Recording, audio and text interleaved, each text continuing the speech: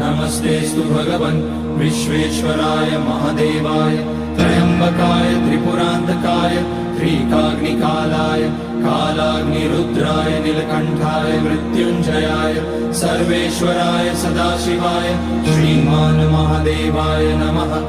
ॐ नमः शम्भवाय च मयोभवाय च नमः शङ्कराय च मयस्कराय च नमः शिवाय च शिवतराय च।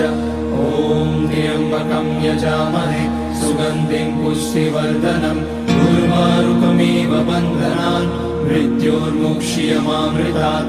नागेन्द्रहाराय त्रिलोचनाय भस्माङ्गराय महेश्वराय नित्याय शुद्धाय दिगम्बराय तस्मै नकाराय नमः शिवाय। मन्दाकिनी सलिलचन्दन चर्चिताय नन्दीश्वर प्रमथनाथ महेश्वराय